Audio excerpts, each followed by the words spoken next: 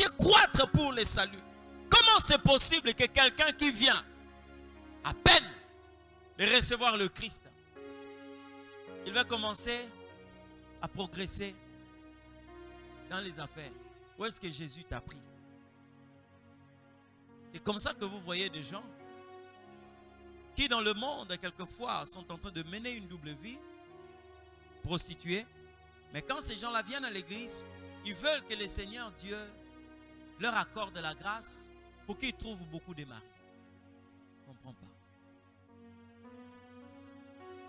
Ils ne comprennent pas. Il est dans le faux.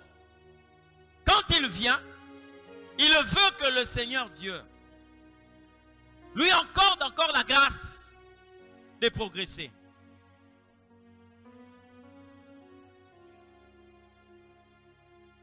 Il était dans le monde. Il s'est rendu compte que voilà, les choses commencent à se détériorer. Il vient vers le Seigneur. Il ne vient pas pour sa vie, mais il vient pour la vie de ses biens. Le bien qu'il a, il les a reçus par le vol. Et quand il arrive, il veut que vous puissiez prier pour lui. Mandataire, ministre, je ne sais pas, qui sais-je encore, pour que l'on puisse lui donner encore une position pour qu'il vole davantage. Tu n'as pas compris? Dieu n'est pas là d'abord pour cautionner tes déviations. Ce qui importe pour Dieu, c'est d'abord ta vie spirituelle.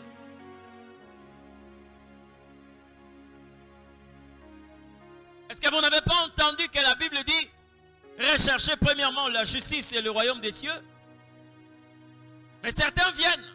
Et vous allez voir, quelquefois, il y a des ceux qui prennent aussi leurs mains. Ils leur imposent les mains pendant qu'ils sentent encore la corruption, le détournement, le vol. Que le Seigneur t'accorde encore sa grâce. Quelle grâce! Quelle grâce! Hein? Une telle personne, lorsqu'elle se rend compte que quand vous priez, les choses commencent à se détériorer toujours, il vient même pour vous exiger un jeûne.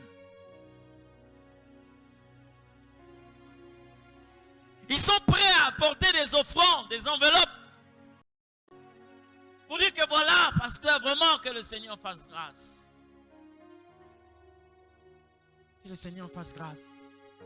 Est-ce que tu tiens compte de ton âme? Est-ce que tu as le souci de ta vie spirituelle? Que sert-il à un homme de gagner tout le monde s'il perdait sa vie? C'est comme ça que vous voyez certaines personnes qui croient peut-être escroquer Dieu, quand bien même ils ne peuvent pas le faire. Ils arrivent. Quand il y a une petite lumière, il avait 2 femmes. Quand les choses commencent à s'améliorer, vous allez apprendre qu'il en a maintenant 4. Il en a 4. Parce que là, il a trouvé beaucoup de trous là où ils peuvent aller soutirer, là où ils peuvent aller creuser, avec de biens mal acquis. À chaque instant qu'il trouve que ça commence à boiter, il est capable de réunir ici les intercesseurs.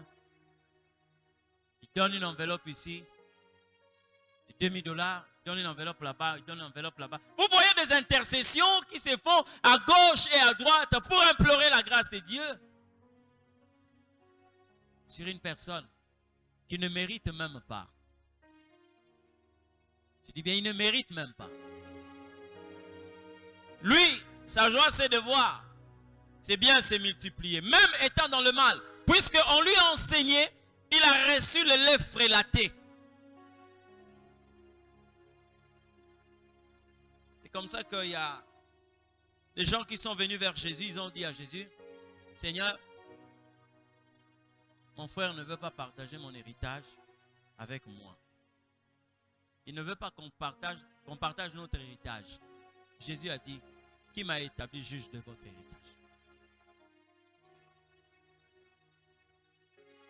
Alléluia.